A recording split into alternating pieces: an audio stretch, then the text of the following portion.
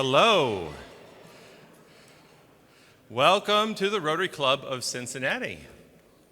We are Club 17. That is the 17th club out of 46,000 Rotary clubs worldwide. Our motto is service above self, and we're proudly in our second century of service to this city. It is another great day at Rotary. We welcome Jodie Gates, the artistic director of the Cincinnati Ballet.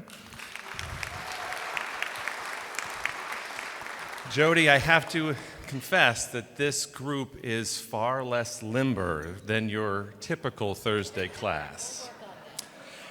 They will, in spirit, be on point with you, but that's about it.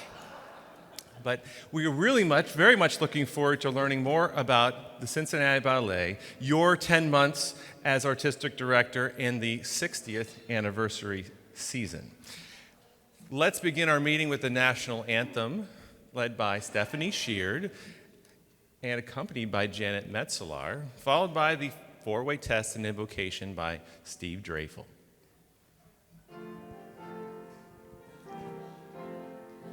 Oh, say, can you see by the dawn's early light what so proudly we hailed at the twilight's last gleaming, whose broad stripes and bright stars through the perilous fight o'er the ramparts we watched were so gallantly streaming, and the rockets' red glare, the bombs bursting in air, gave proof through the night that our flag was still there. Oh, say does that star-spangled banner yet wave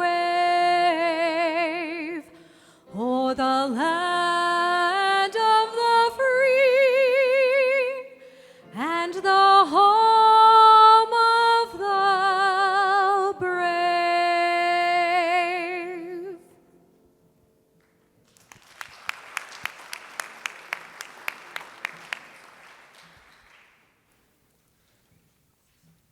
Let's bow our heads in prayer. Heavenly Father, many of us will be spending time with family and friends this Memorial Day weekend.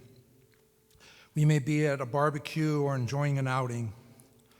During this time, let us remember to be forever thankful for our fellow countrymen and women who are willing to go in harm's way to protect us and the ideals and liberties of our country. We pray for the families who have lost loved ones who served in our military, and especially for those families who still have loved ones who are missing in action.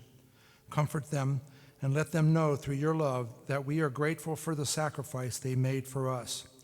We pray for those who are currently serving. We ask that you protect them and keep them safe.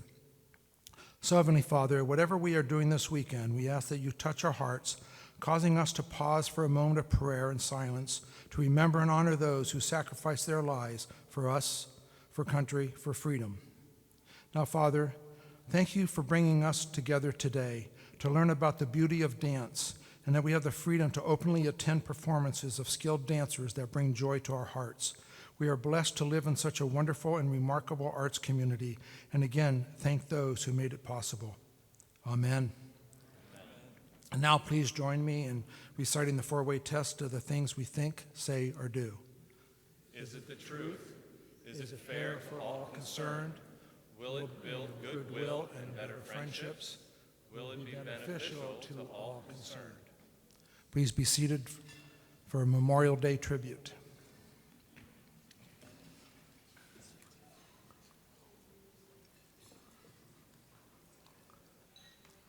I am sure that we are all aware that this coming Monday is Memorial Day, the day we honor the memory of those who put themselves in harm's way to protect our freedoms and who have lost their lives for us, for country, for freedom. Memorial Day dates back to the years immediately following the Civil War, when both the North and South would remember soldiers who fell in battle by placing flowers on their graves in the month of May. The first official decoration day, now called Memorial Day, was May 30th, 1868. It is right and proper to honor these men and women who gave the ultimate sacrifice, their life, so we can gather freely, just like today, and not fear reprisals, so we can enjoy the liberties and freedoms that we have in this great country of ours. Those who joined the military knew they could be called upon at a moment's notice to protect our country and that they might not return home. Many of us in this room answered that call. It is a higher calling, a decision to protect our home, our families, and our ideals as a free society, and because they believed in God, duty, honor, and country. The Revolutionary War established our foundation, our republic, and the Civil War preserved our country, our republic. Almost 700,000 gave their lives to establish and preserve the United States of America and the freedoms we enjoy today. World War I was the first war that affected countries around the world, and over 116,000 United States servicemen lost their lives fighting to preserve freedoms worldwide. And then just 23 years later, World War II, over 405,000 United States servicemen and women lost their lives fighting against tyranny and evil. In 2019, my wife and I had the opportunity to take a World War II tour. We visited the beaches of Normandy and saw remnants of the battles. We visited several cemeteries where our country's courageous men and women were buried.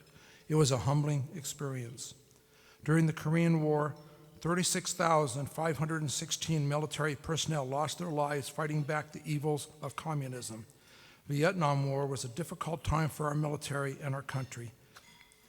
58,318 names are inscribed on the Vietnam Wall in Washington, D.C. We are forever grateful for those who gave the ultimate sacrifice in the Spanish-American, Iraq, and Afghanistan wars as we fought against oppression, tyranny, and terrorism. So, what we must never forget is that those who fought for us and gave their lives for freedom were courageous and selfless. They were Americans who believed in the ideals of our country. They gave all their tomorrows for our todays. They put service above self. We'd like to share this short video with you as we honor the lives of those who gave the ultimate sacrifice for us, for country, for freedom.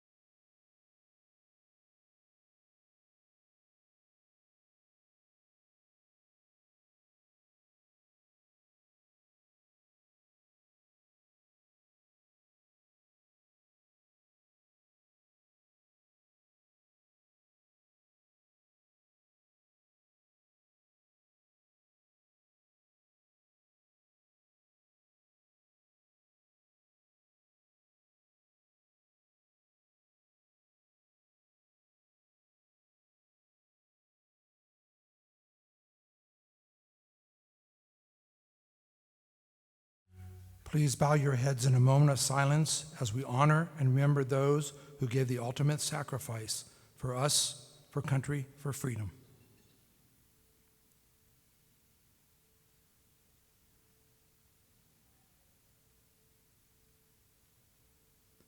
Amen.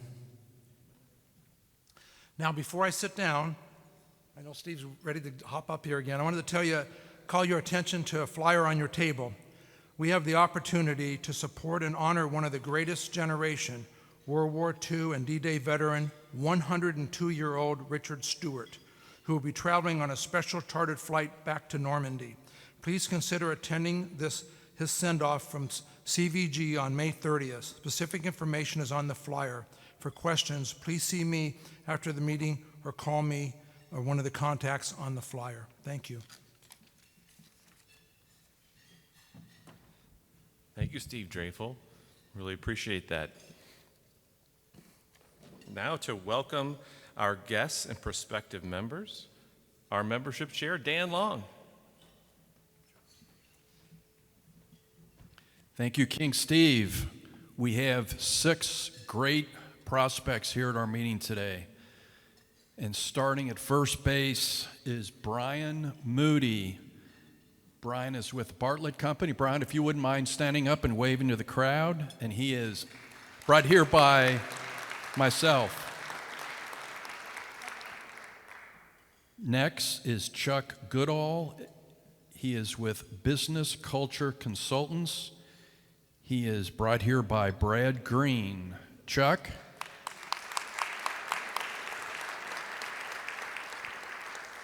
Claire Schmurr is retired with GSK Pharmaceutical. She is an expert in healthcare, and she is here with Michael Schatzman.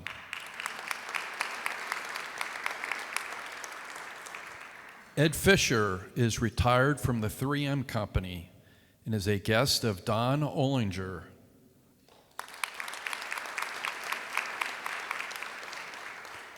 Rafael Alvarez with Casa Bella Interiors is a guest of Nahamani, Israel.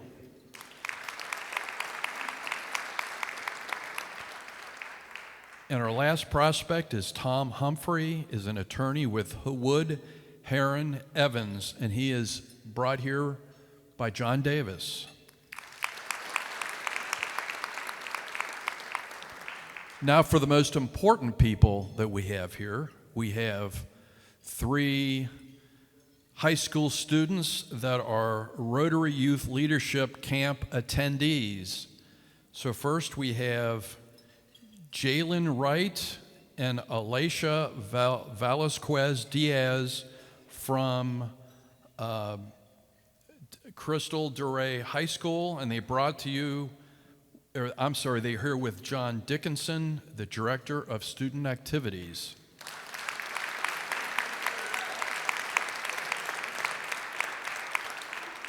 And we have Raneen Castle, and she's actually here with her parents, Camille and Jamila.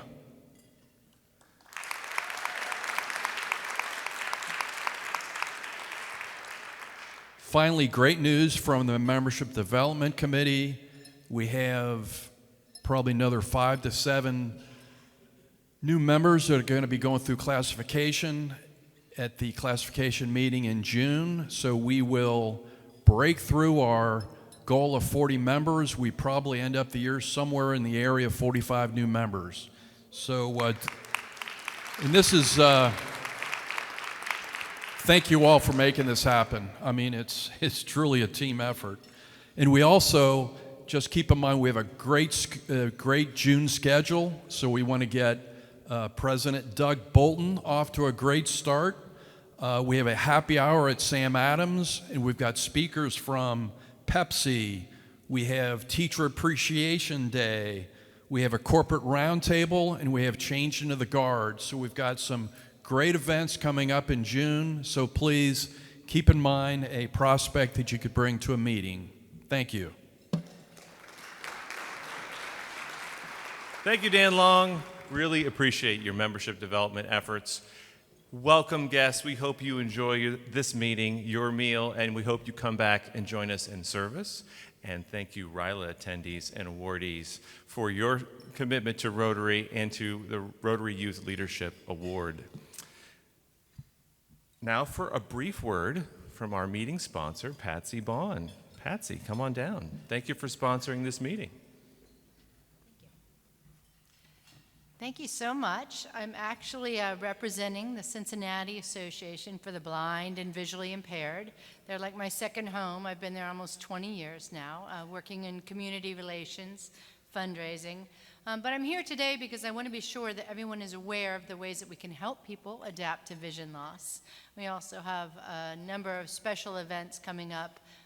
Family Fun Day in Washington Park, a free event on June 10th, and then we have Dining in the Dark, Eating Under a Blindfold at Hard Rock Casino, November 10th.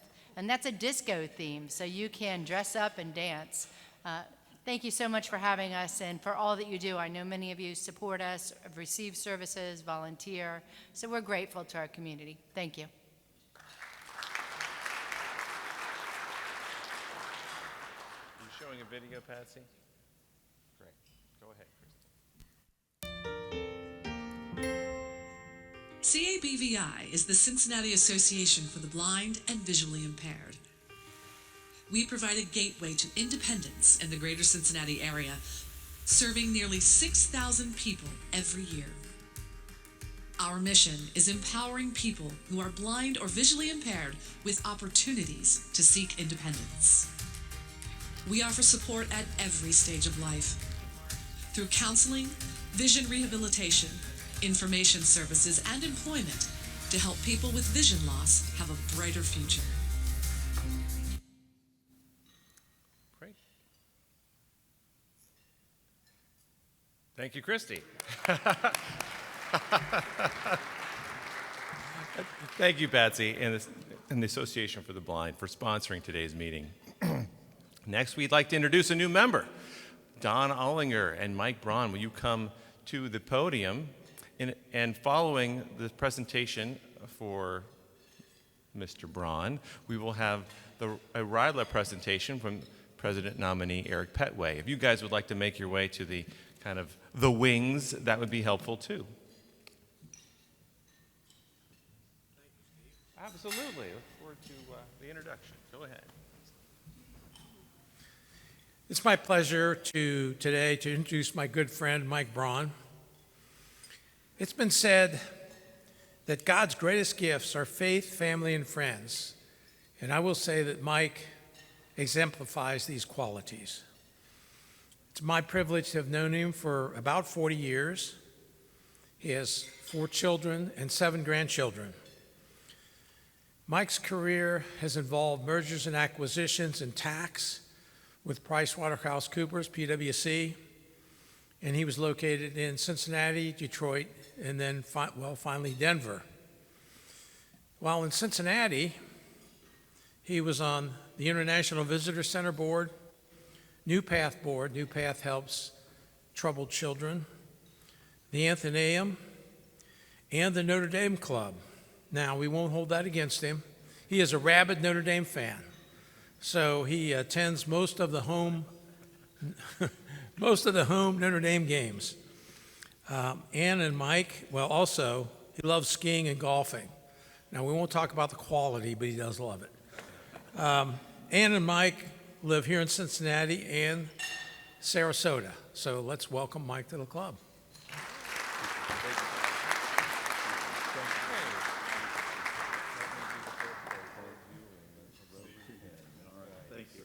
Hey, can we get a picture? Hey, Mike, Don, could you just help take a picture here with, you can be in the middle, Mike. You're perfect. Because you're tall, that's why. Yeah.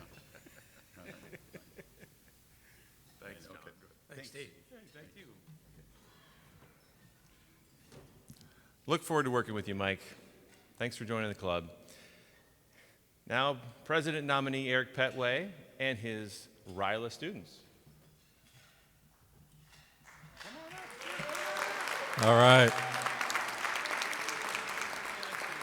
Well, it's my pleasure to present 3 of the RILA attendees from the year. You supported 6 RILA attendees this year, and this is a record. Just want to hear from three of the individuals, two from Del Paul Cristo Rey and one from Norwood. Just give a little background. Nearly 100 attendees from the Rotary District went to RILA at Camp Kern. We on the committee have to thank Mary and Bob Brenstetter and Don Catchman for successfully matching up with 14 high schools. We contacted 5 schools were finalists and 6 were sent. But it's not about me, it's about hearing from these students. We have Renee Kessam from Norwood, Alicia Velasquez Diaz from DePaul Cristo Rey, and Jalen Wright. Renee's parents are here, and John Dickinson, who's been a great mentor to them and also a great advocate for our coordination with the organization. We're going to have more connection in the future. So let's hear from the RILA attendees.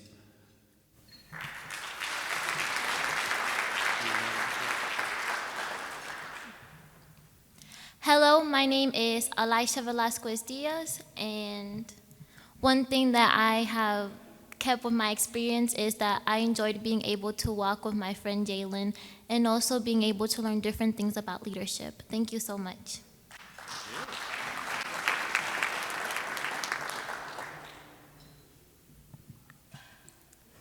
Hello, my name is Jalen Ray, and one thing that I liked about the camp is that we were put in groups with other kids from other schools, and it gave me a chance to learn stuff about them and work with activities and learn different ideas. Thank you.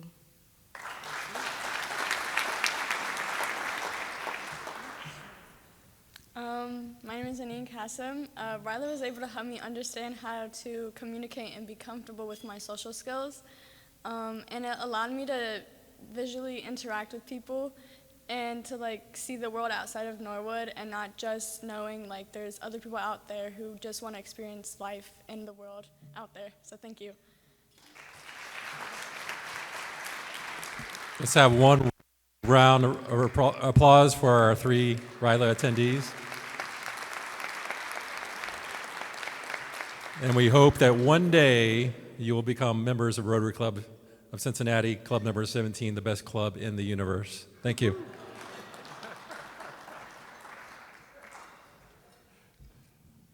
Thank you, Eric Betway, and thank you, RILA attendees and awardees.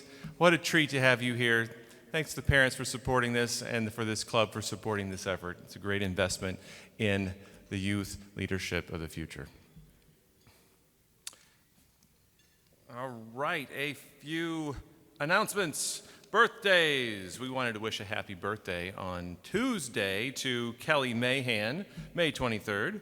She's the only birthday to celebrate this week.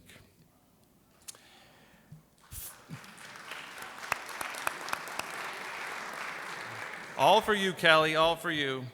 Please keep Rotarian Brian Miller and his family in your thoughts and prayers as they mourn the loss of Brian's mother, Carolyn. Very sad news. On happier news, Rotarian Dr. Chip Carson was honored this past weekend by the Texas College of Occupational and Environmental Medicine in recognition and appreciation for his outstanding leadership and support over the years. A past president of TCOEM, Chip has served as a professor at the Medical and Public Health Schools of the University of Texas and director of the residency program in occupational and environmental health at UT. A physician and toxicologist, he's consulted worldwide on identifying and advocating for mitigation of environmental and occupational hazards. Whew. Next time you see Chip, congratulate him. Split the pot. It's a blue ticket. So far, you're all still winners. Jodie, could you help me here? Pick a winner for me.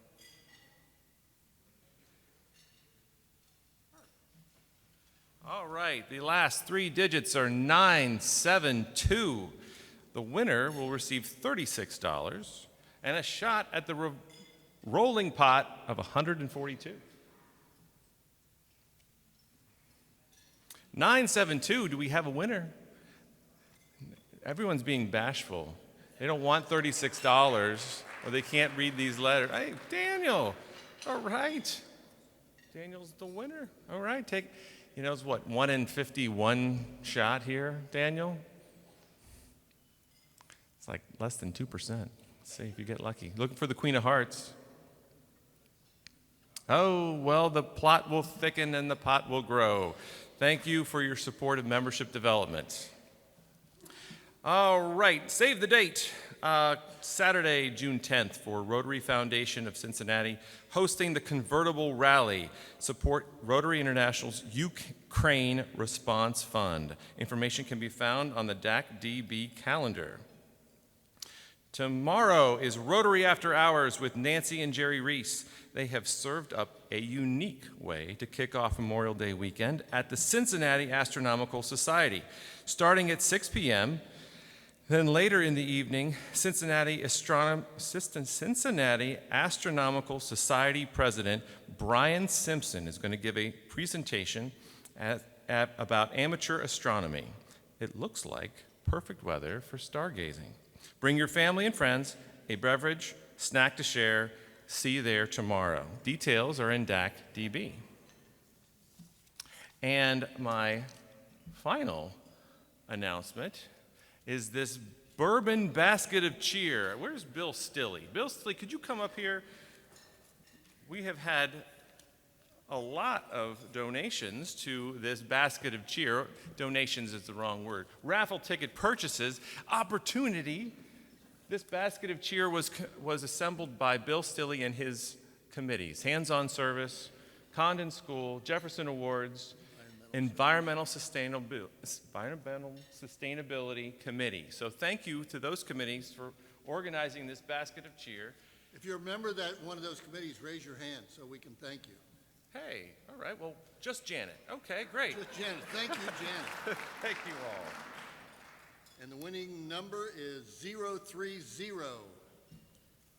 Who's taking home all this alcohol? As we're coming to your house tomorrow. 030. You've got to be here. We know you're here. You just bought the ticket like 20 minutes ago. Hey, all right. Bob. All right. Well, you better show up at Rotary After Hours tomorrow, Bob. Thank you for helping raise $700 for the club committees. All righty. I'd like to turn the program over to Michael Schatzman to introduce our speaker.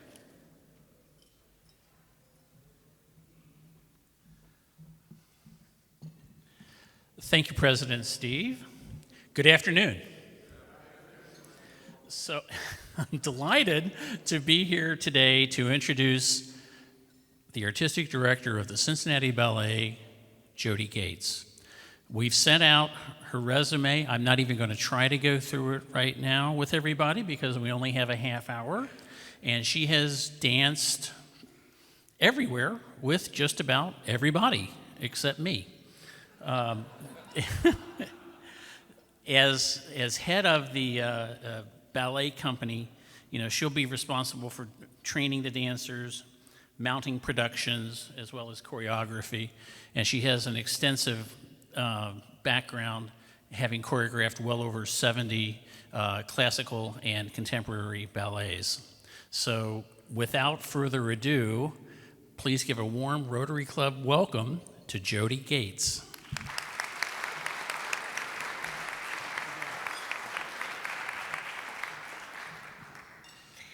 Thank you so much, Michael. Thank you. I really appreciate it. And thank you for the invitation to be here, to see all of you.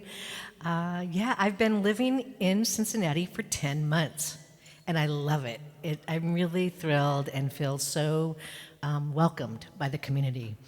There's a lot I want to say, but I'm going to save a lot for questions and answers. I actually really love the real-time feedback of, what questions you might have about dance.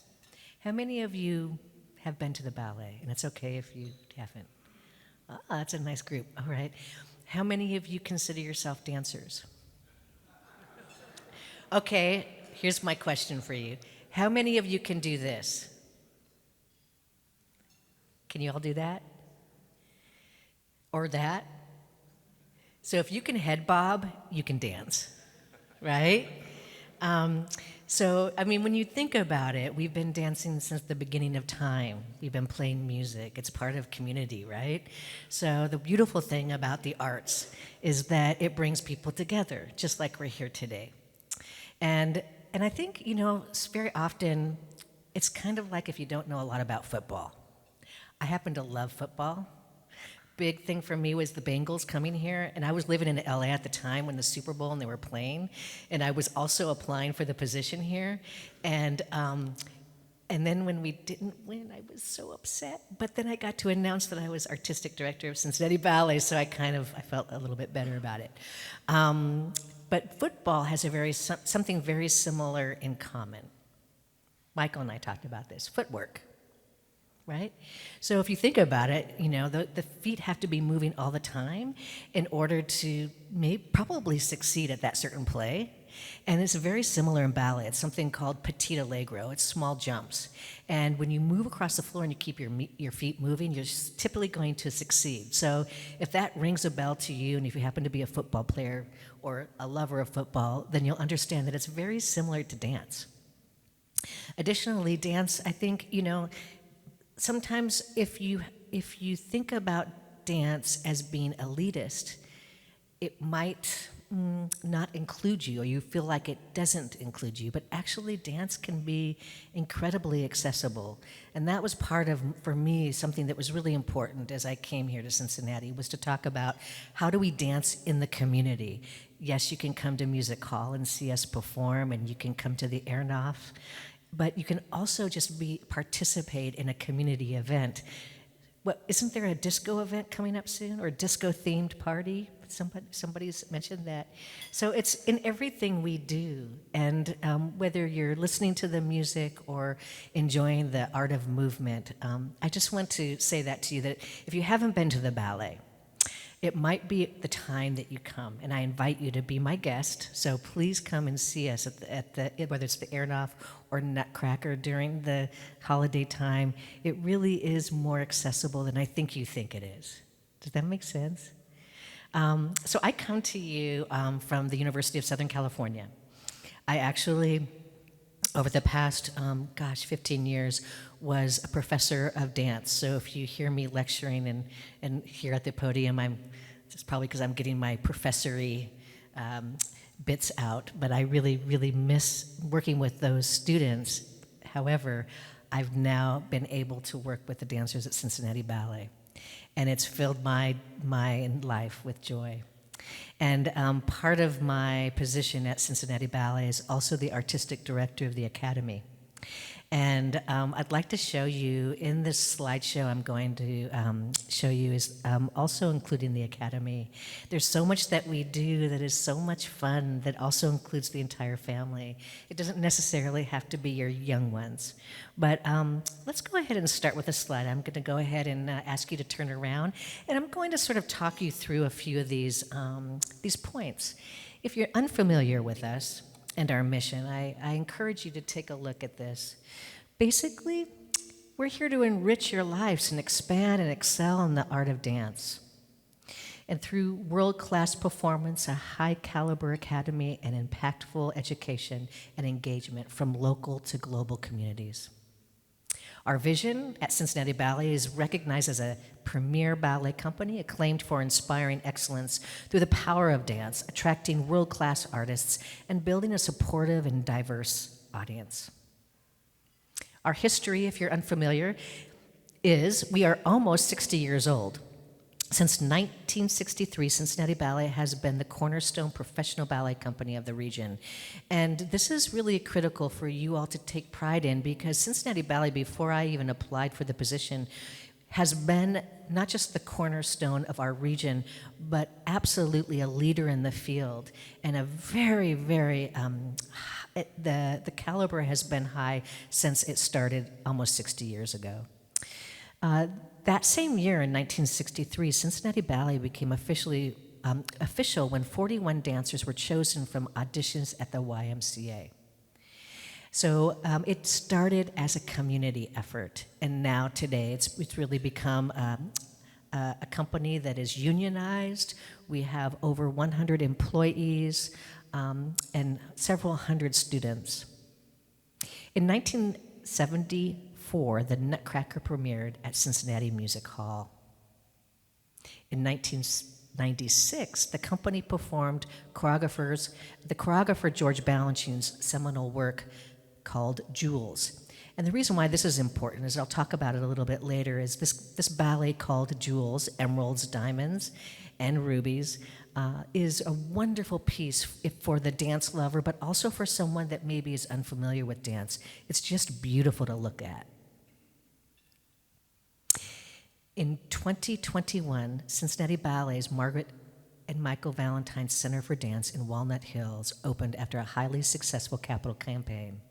This building is absolutely stunning. It's 62,000 square feet, and it features 9 dance studios, and it has this iconic, stunning architecture. If you haven't seen it when you've been driving down the 71, please take a look. It's really pretty glorious. And my predecessor, some of you might know her, Victoria Morgan, retired after 25 years as artistic director. She's a celebrated female leader in the field and just a wonderful person. So actually, we're preparing right now. In fact, I leave here to go and rehearse the dancers for something called Bold Moves. And it's our evening event that is more contemporary in nature. And you see this sort of eclectic imagery because the performances are just spattering with really athletic performance. There's some flamenco, there's humor, there's drama. So there's something for everyone.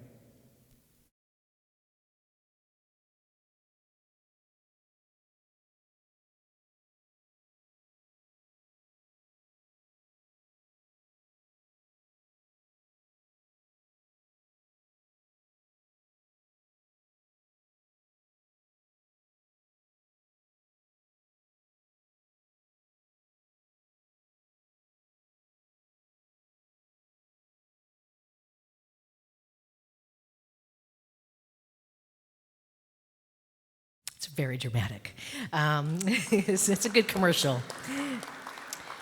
So, I'm going to use the reference again about football and the sports because when I work with dancers, it's an incredibly athletic art form. Something that we need to do is to consider the amount of rigor and nuances in coaching that goes into what you see on stage. And so my goal and my desire is to share that with all of you, which is it takes months and weeks to prepare for one night performance. And it's, these dancers are professional athletes. They have a union contract, they get paid. And I know that sometimes, there's a lot of questions, and feel free to ask this of me later. What does it mean to be a dancer, and how do you choose to do it? How are you chosen? How was I chosen as artistic director, and why? It's really an amazing career. I retired as a ballerina at the age of 40. And it wasn't because I was injured or because I couldn't do it anymore. I just knew that I wanted to give back, and that serving people in another way was, for me, my desire at that time, which was as an educator and a choreographer. So the lifespan of a dancer is much longer than just their performance on stage. It's also about transferable skills that you learn as a classical ballet dancer, for example. Being a vice dean of a university, I was able to do that because of what I learned in ballet. Being an administrator, understanding what it's like to have to market a brand. All of that comes with, actually just being a dancer, believe it or not. Referencing back to what we do in the community, and I'm just going to walk you through a few more slides, is that the video you saw for Bold Moves is pretty, it's a pretty eclectic program of dance, but we also do events in the community. In this case, Cincinnati Pride Night. We're working with the Hispanic Chamber of Commerce and the Cincinnati and Hamilton County Public Library. So we're trying to include as many opportunities as possible for our community and education rather than just what you see on stage. Our academy serves the greater Cincinnati area through world-class dance education programs for K-12 as well as adult classes. Cincy Dance, thousands of greater Cincinnati area students are introduced to dance through in-school residencies, Cincinnati Public Schools dance classes, and scholarship opportunities to the Otto M. Buttig Academy. CB Moves, this program is absolutely stunning. It's designed specifically to foster a love of dance for individuals with specific needs, children with autism and Down syndrome in partnership with the Cincinnati Children's Hospital. Adults with Parkinson's in partnership with The Bridge. We have an extraordinary program that highlights and celebrates individuals that are able to move within the classes that we offer. Just to finish up this presentation, I'd like to talk about how wonderful it's been for me to be here in my 10 months and then being asked to program the 60th anniversary season.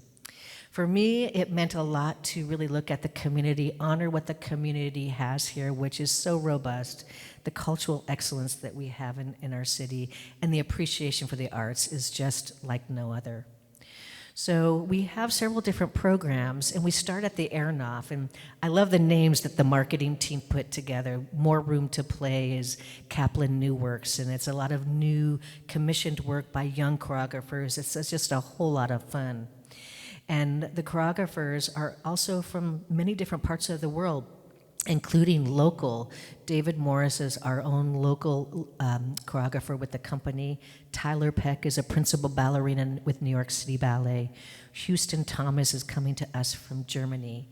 And Jennifer Archibald is also our resident choreographer. So that's our first program in September, and it launches our 60th anniversary season. Then I'm going to go back to Jules, that beautiful picture on the left side. We're at Music Hall for November and December. And for those of you that are more keen on the tutu and just seeing the beauty of dance, these two programs are for you. And Jules, as I said, it's really an extraordinary piece, beautiful music.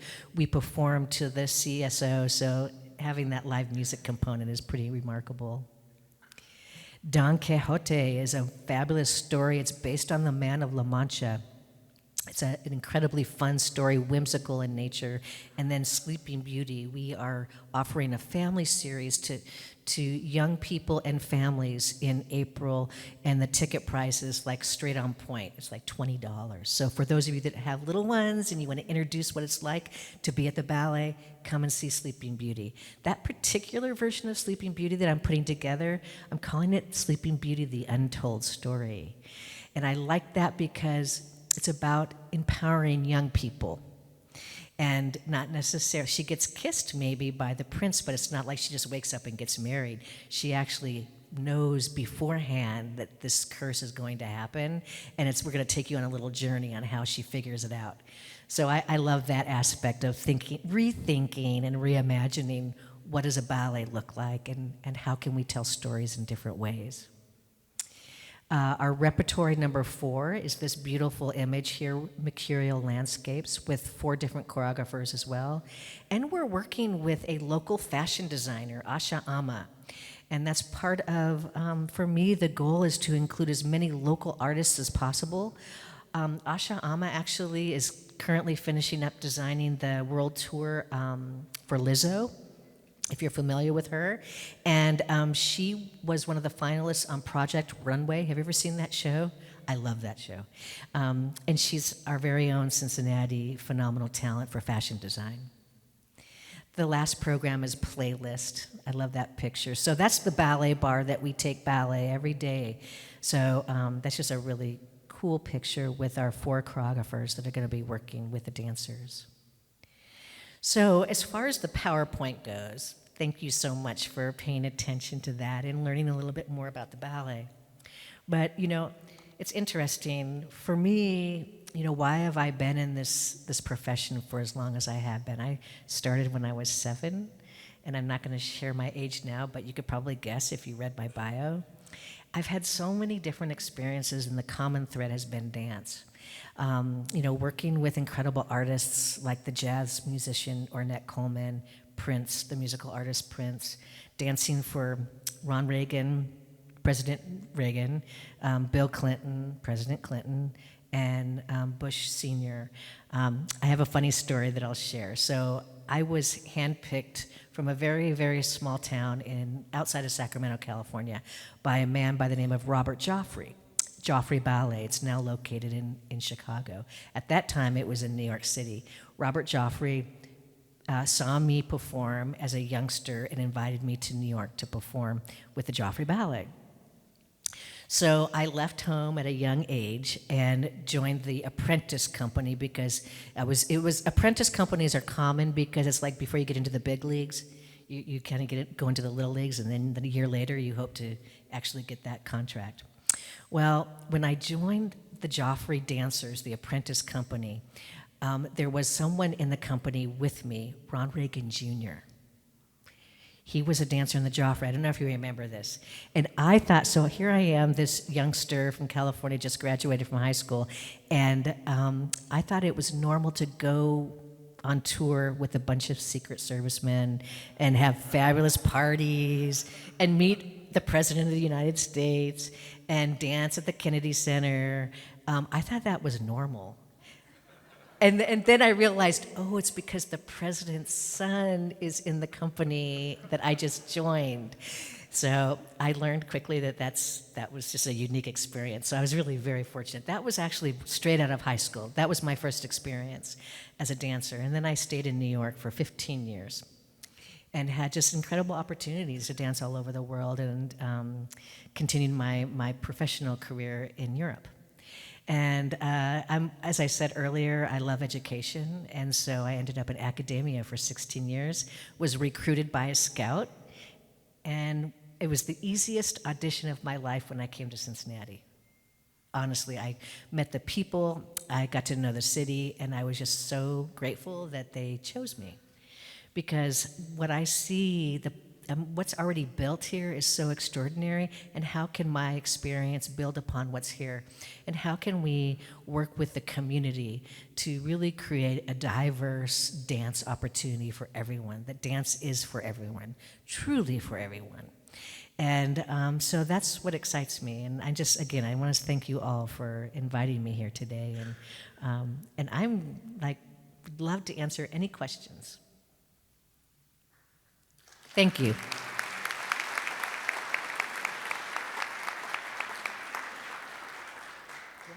Do you want it?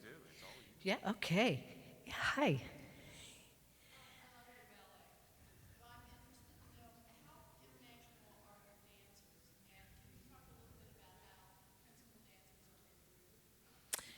Sure, yeah. So the question is, how international are our dancers, and how do we recruit the principal dancers? So those of you that want to know what does it mean to be a principal dancer, there's a hierarchy in ballet companies. Not every company, but there happens to be one here. So you start like I did when I was younger. I was an apprentice, and I moved up to be a principal dancer, principal ballerina. Here it's very similar. There's hierarchies: apprentice, new dancer, corps de ballet, soloist, first soloist, principal, right? So in our company currently, we have a really interesting group of dancers from Puerto Rico, from Cuba, second generation China. We have a young woman coming in from South Korea. We have some local Cincinnatians, and how we recruit is we have auditions. It's very similar to what a coach or a scout does if you're recruiting for a football player. You go to the high schools and you see who's out there. So I do the same thing. In fact, this weekend I'm traveling to judge a competition and recruit young people to come to Cincinnati. And how we look for principals is very often they reach out to us. So, for example, a couple just contacted me that are currently dancing in Helsinki, Finland, and they're interested in joining our company. And so if they send their materials in time and we think that they are a good fit, they could potentially be a principal. Yeah, of course. Yes?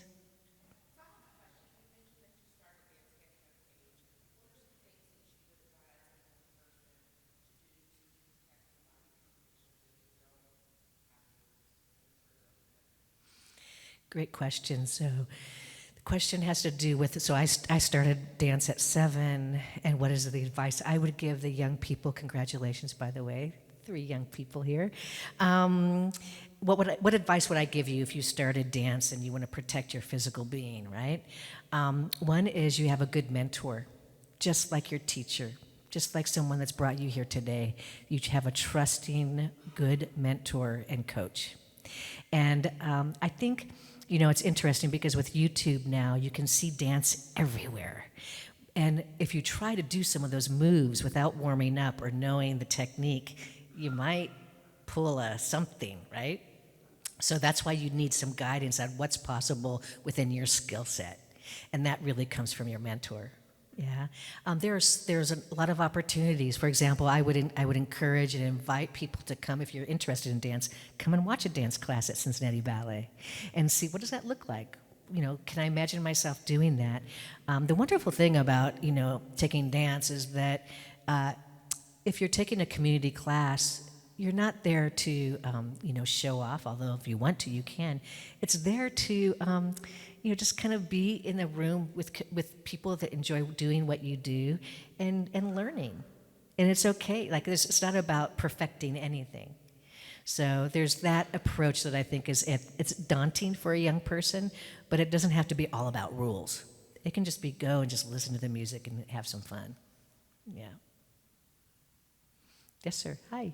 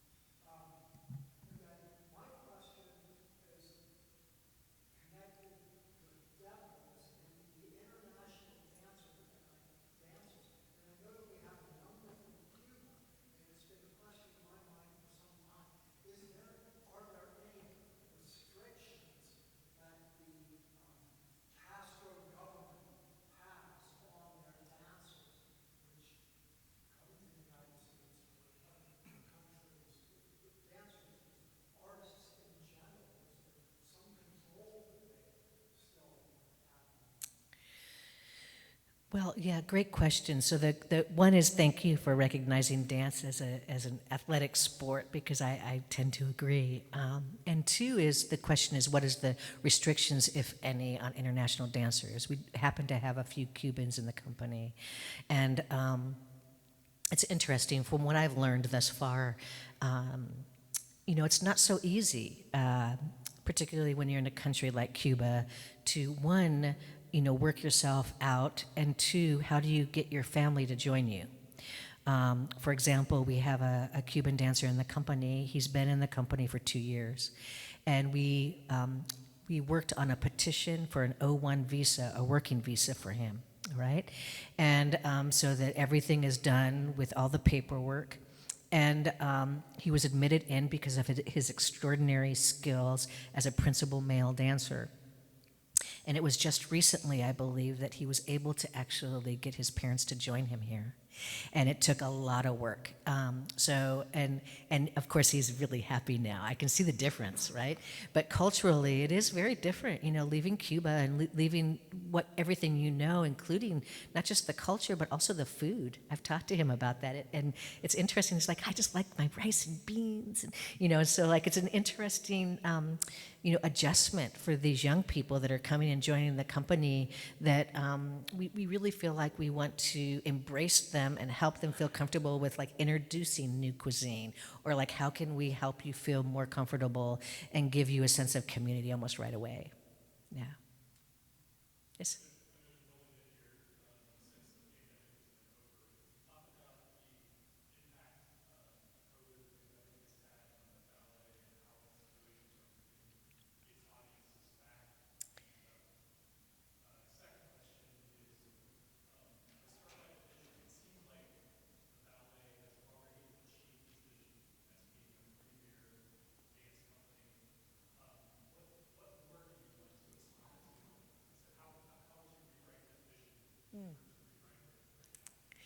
So, two-part question. Number one is COVID, post-COVID. What does that look like at Cincinnati Ballet?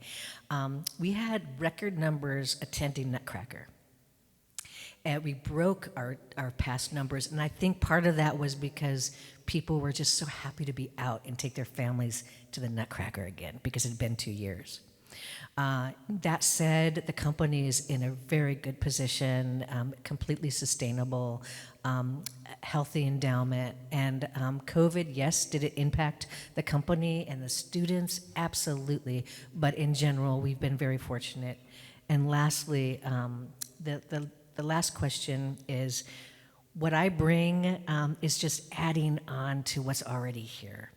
My lived experience as an educator, choreographer, director is really just trying to bring community together, continuing to keep ballet relevant, right?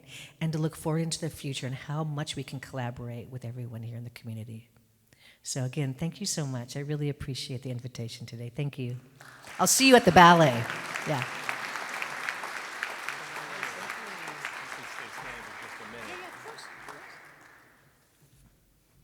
You might want these.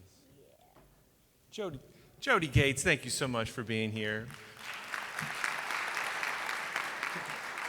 We love your enthusiasm. I love the idea of dance is joyful, and I think it's so true. And clearly, you embody that in everything that you do. Thanks for bringing your vision and your talent to Cincinnati and leading our great establishment into the future. I also like the idea of dance is for everyone, and the idea that there are these transferable skills into the rest of our lives. I think that is very true. Each year in Rotary, we have a theme. This year, our theme is Imagine. Clearly, with your bold moves, right, you're embracing imagination and rethinking about Cincinnati Ballet and maybe even a Cincinnati style of ballet into the future. So, as a token of our appreciation for your presentation here today, we wanted to give you a Rotary Club of Cincinnati coin, and it says the Rotary Club of Cincinnati on one side, and it has our four-way test on the other. This is our ethical standard through which we live our motto of service above self. And in addition, we'd like to make a donation in your honor to the End Polio Now campaign. This is the 4-decade effort of Rotary to eradicate wild polio from the planet. And we're literally this close with just one confirmed case so far in 2023. So let's give Jodie Gates a huge and warm round of applause. Thank you so much.